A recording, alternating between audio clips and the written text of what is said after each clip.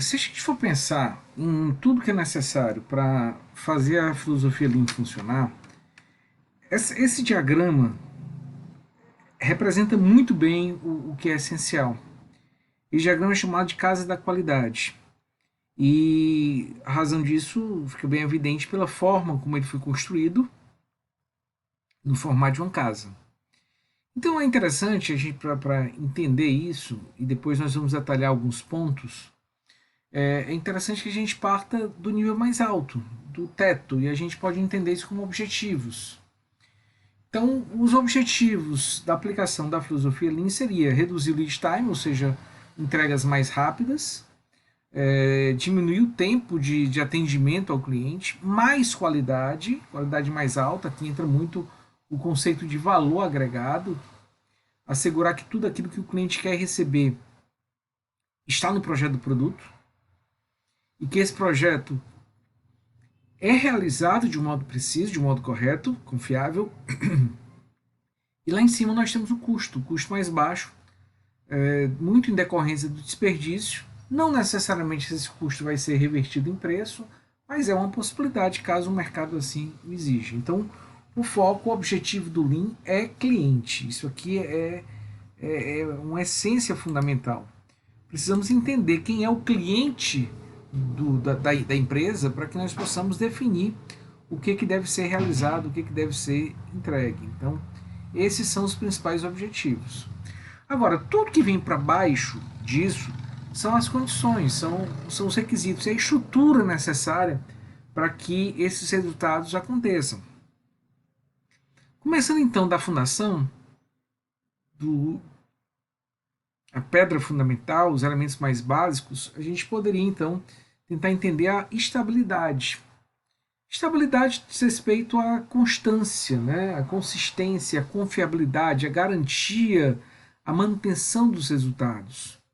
Eu não posso garantir, eu não posso ter qualidade, eu não posso ter custo baixo se o meu processo varia frequentemente, se a cada dia eu executo o trabalho de uma forma diferente. Um elemento essencial da estabilidade são as operações padronizadas. Tá? Isso aqui é o elemento central que vincula-se diretamente com essa estabilidade. Operações padronizadas implicam em você ter um passo a passo definido de como cada processo vai ser realizado. Logicamente, se eu mantenho as minhas entradas, lembrem o conceito de entrada, transformação e saída, que a gente vem trabalhando desde a primeira aula. Então, se eu mantenho as minhas entradas controladas, totalmente estáveis, e se o meu processo ele é composto por uma série de operações que não variam, são sempre executadas, realizadas da mesma maneira, lógico que o resultado é previsível.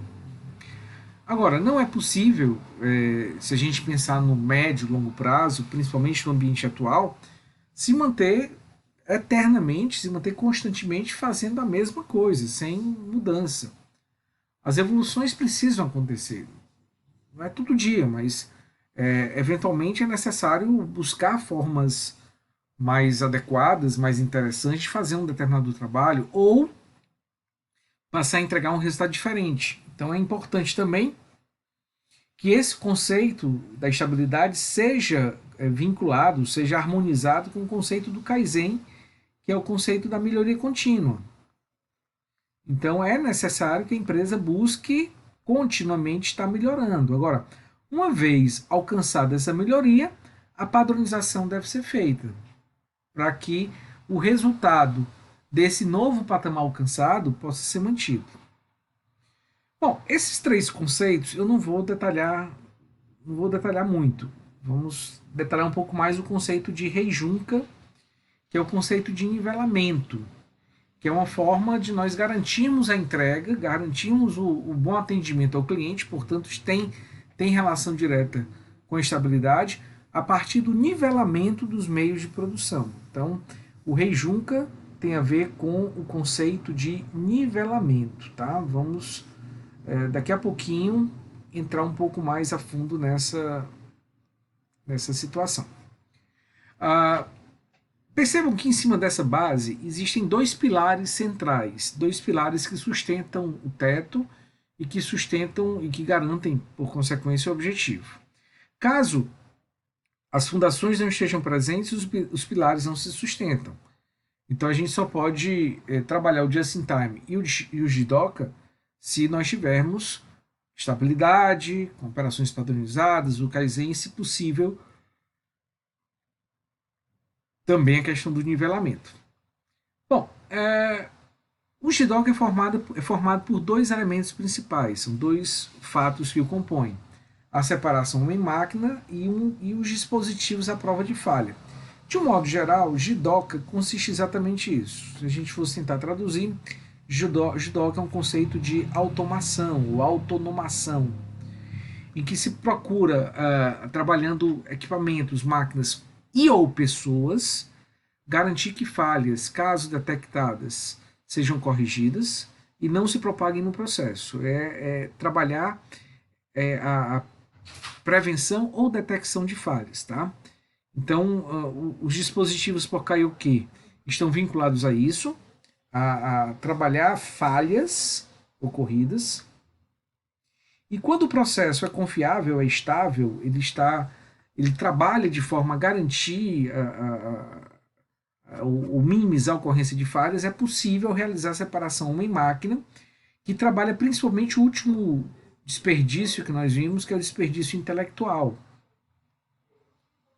Já que agora eu vou deixar as máquinas fazendo o trabalho operacional e posso destinar o homem, o ser humano, a fazer trabalhos mais nobres, usando o seu intelecto. Então esse é um pilar, vamos começar trabalhando por ele. E temos um outro pilar, que seria o just-in-time. Já falamos um pouquinho sobre isso. Vamos então ver algumas condições necessárias para que o just-in-time possa funcionar.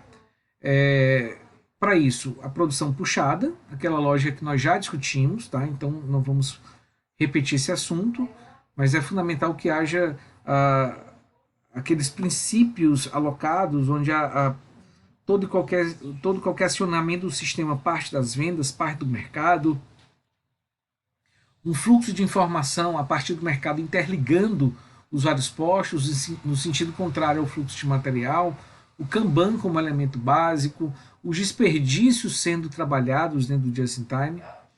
E, além disso, nós temos o fluxo contínuo, a tendência a fazer com que tudo aconteça de uma forma unitária, de uma forma sistêmica, e o tact time, que é o conceito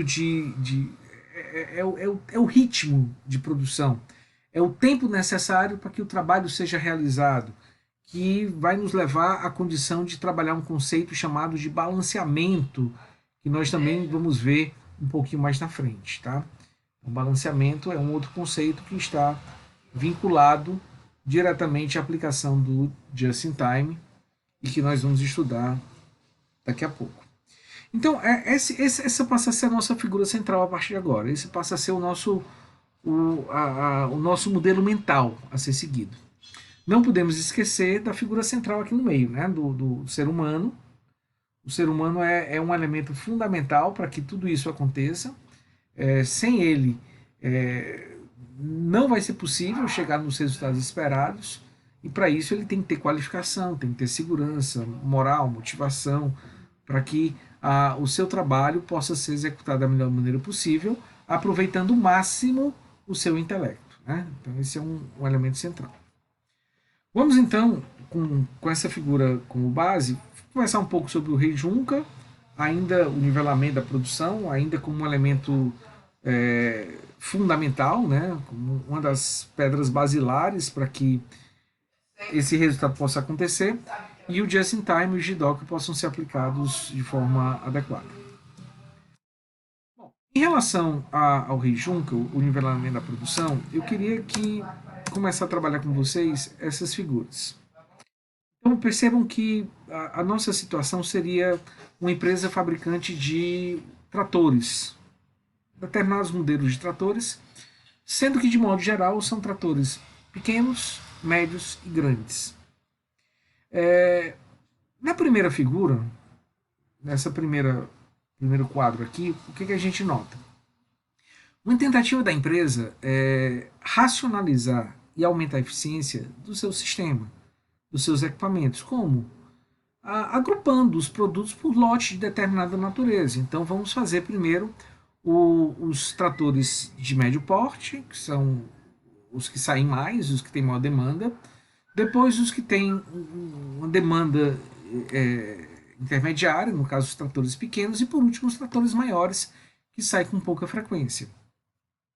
A lógica disso é que se a gente reúne, agrupa e fazemos tudo de um determinado tipo de uma só vez, nós ganhamos em relação à mudança no sistema. Então, eu não preciso estar fazendo setups frequentes, eu ajusto o equipamento uma vez para fazer o trator de médio porte, passo um bom tempo fazendo, depois faço um outro ajuste, depois o último ajuste para fazer o trator maior.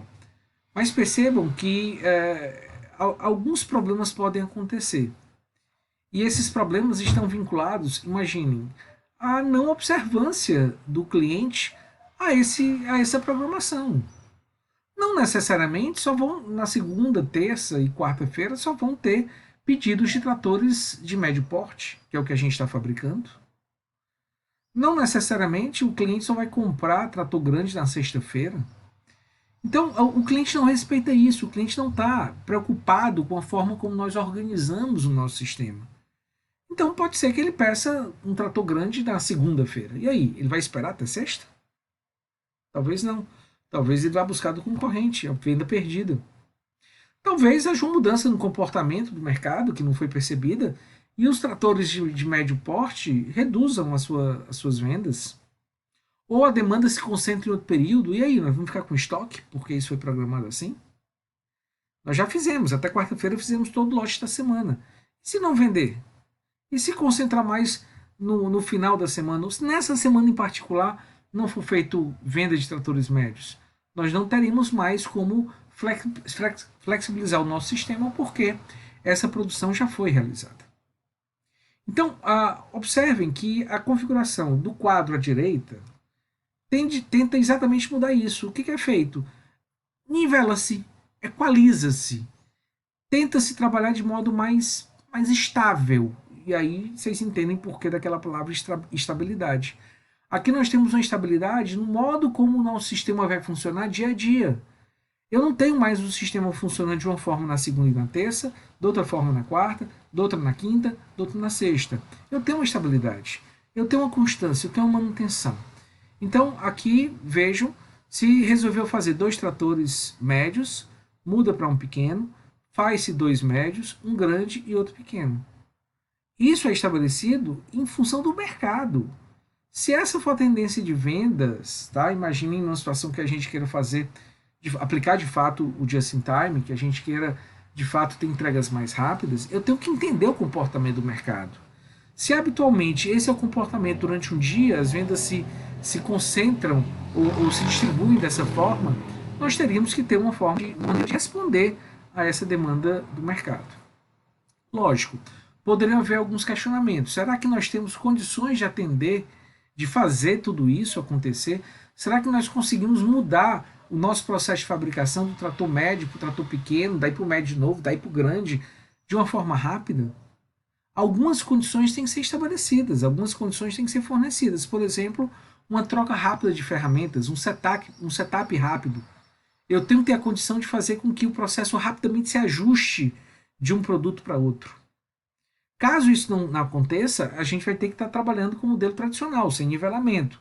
Mas o Lean nos leva a isso. O Lean nos leva a entender quais são os desperdícios de tempo, de movimentação, de material que eventualmente existem, trabalhar a contenção desses desperdícios para aí sim a gente conseguir chegar em um resultado melhor.